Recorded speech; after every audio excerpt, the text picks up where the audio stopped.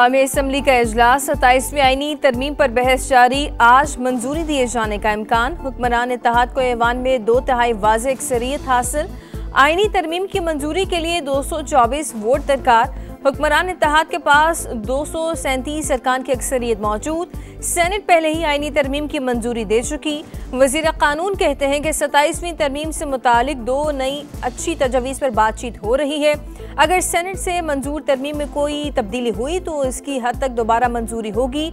अगर किसी पर इबहाम हो तो उन पर बहस करना मुनासिब है। 27वीं तरमीम की मंजूरी का मिशन। बिलावल भुट्टो का चैम्बर सरगर्मियों का मरकज। वज़ीर कानून और अटॉर्नी जनरल की आमद। वोटिंग से मुतालिक मुशावरत। बिलावल भुट्टो की पार्लिमानी पार्टी इजलास से कबल सीनियर रहनुमाओं से मुलाकात। सियासी सूरत हाल पर गौर।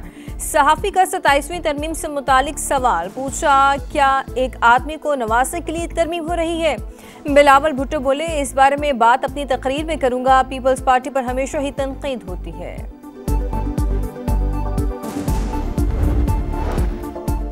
वो कौन शख्स था जिसने मुल्क में नफरत के बीज बोए? नफरत के बीज बोने वालों को कोई भूल नहीं सकता। इनको चोर दरवाजे से इक़्तिदार में आने की मुआफ़ी मांगनी चाहिए। वज़ीर इत्तलात अता तारड़ का असम्बली में खिताब। कहा, उनके लीडर ने 9 मई का हुक्म दिया, शहदा की यादगारों पर हमले किए। रवायत चल पड़ी, वो बात करो जो भारत और अफगानिस्तान में हेडलाइंस बने।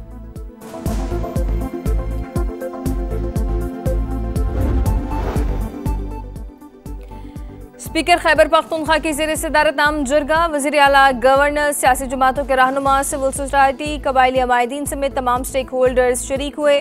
दहशतगर्दी की रोकथाम और अमन अमान के क़याम के लिए लाहे अमल पर गौर किया गया। सिफारिशात पर मुश्तमिल एलामिया वफाक़ी हुकूमत और इदारों को भिजवाया जाएगा। फैसल करीम कुंडी कहते हैं कि सियासत को एक तरफ रखकर सूबे के अमन के लिए सोचना पड़ेगा। अपना हक लेने के लिए इस्लामाबाद के साथ दलील के साथ बात करनी होगी। मिलकर काम करेंगे तो मसाइल का हल निकलेगा।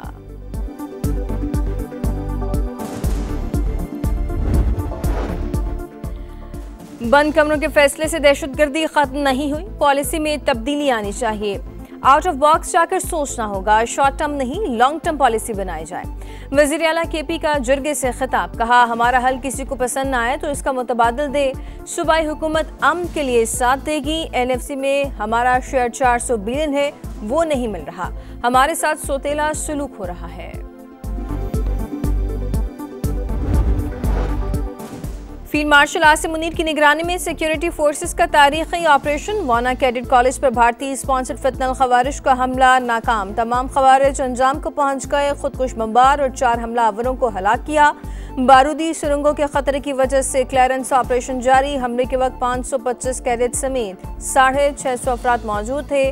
तमाम तलबा और असातिज़ा को बहिफाजत निकाला गया। कोई जानी नुकसान नहीं हुआ।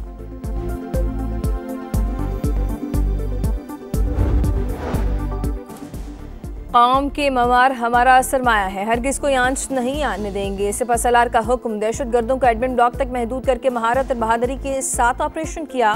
ज़ेर तालीम तलबा को यरगमाल बनाने की कोशिश नाकाम बनाई गई। Operation commander colonel Mohammad Tahir की गुफ्तगू। पाक फौज के जवान 24 घंटे से ज्यादा ढाल बनकर खड़े रहे। कैडेट्स का खिराज तहसीन। दुश्मन का प्लान सानिया APS की तारीख दोहराना था। मुसल्लह अफवाज से मंसूबे का नाकाम बनाया। वाना ऑपरेशन में पाक फौज की बहादुरी और हिकमत अमली कामयाब रही। सब हमलावर मारे गए। हमारा कोई जानी नुकसान नहीं हुआ। वज़ीर दिफा ख्वाजा आसिफ की गुफ्तगू। वज़ीर इत्तलात अता तारड़ कहते हैं कि पाक फौज का वाना ऑपरेशन तारीख में याद रखा जाएगा। दुनिया की मिलिट्री एकेडमीज में पढ़ाया जाएगा। पाकिस्तान ने 4 गुना बड़े दुश्मन को शिकस्त दी। ये प्रॉक्सी वॉर तो कोई मसला ही नहीं। तारिक फजल चौधरी बोले, दहशतगर्द हमले हौसले पस्त नहीं कर सकते। क्या रियासत शहरियों सिक्योरिटी फोर्सेस के खिलाफ हथियार उठाने वालों से बातचीत हो सकती है? खुदा के लिए होश के ना खुलें।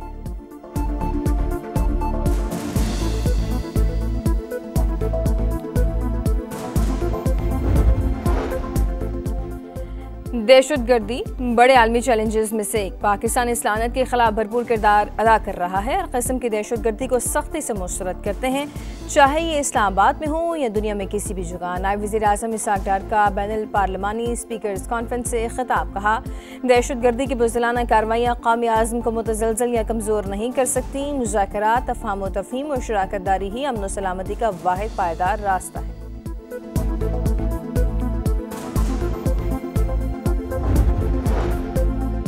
इस्लामाबाद जुडिशल कॉम्प्लेक्स खुदकुश धमाके का मुकदमा थाना CTD में दर्ज। दहशतगर्दी, कत्ल, इक़दाम कत्ल समेत संगीन दफात शामिल। तहक़ीक़ात जारी। वाक़े के खिलाफ वकला का यौम सोग। इस्लामाबाद, कराची और पेशावर में वकला की हड़ताल। अदालतों में पेश न हुए। धमाके में जाम भाग वकील जुबैर इस्लाम घुमन की नमाज जनाजा अदा। जजेस, वकला, IG समेत दीगर शरीक हुए।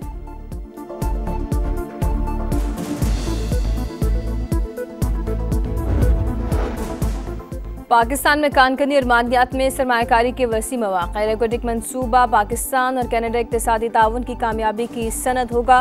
वज़ीर-ए-आज़म शहबाज शरीफ की कनाडा के लिए हाई कमिश्नर तारिक अली खान से गुफ्तगू। कनाडा की क़यादत के लिए खैर सगाली का पैगाम भी दिया।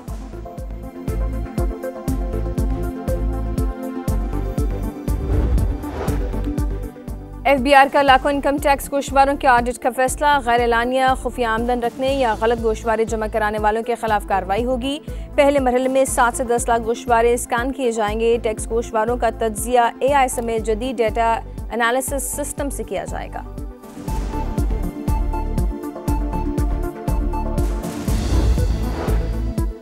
और पाकिस्तान ने पहले वनडे में श्रीलंका को सनसनीखेज मैच के बाद 6 रन से हरा दिया। 299 रन के जवाब में लंकन टीम 9 विकेट पर 293 रन बना सकी। हारिस रऊफ की शानदार बॉलिंग 4 विकेटें हासिल की। कौमी टीम को सीरीज में 1-0 की बढ़तरी। दूसरा वनडे कल होगा। कैलिफोर्निया में गाड़ी चुराकर भागने वाली खातून छलावा बन गई। पुलिस 250 किलोमीटर तक पीछा करती रही लेकिन खातून हाथ न आई। मैक्सिको की सरहद पार करके रुपोश। पाकिस्तान ने पहले वनडे में श्रीलंका को सनसनीखेज मैच के बाद 6 रन से हरा दिया। 299 रन के जवाब में लंकन टीम 9 विकेट पर 293 रन बना सकी। हारिस रऊफ की शानदार बॉलिंग 4 विकेटें हासिल की। फहीम अशरफ और नसीम शाह के 2-2 शिकार। पाकिस्तान ने पहले खेलकर 5 विकेट पर 299 रन बनाए। हुसैन तलत ने 62 और सलमान आगा ने नाकाबिल शिकस्त 105 रन। कौमी टीम को सीरीज में 1-0 की बढ़तरी। दूसरा वनडे कल होगा।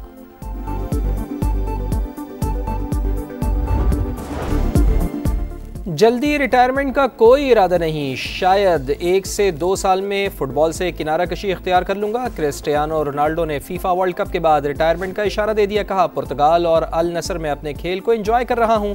फुटबॉल वर्ल्ड कप 2026 आखिरी इवेंट होगा।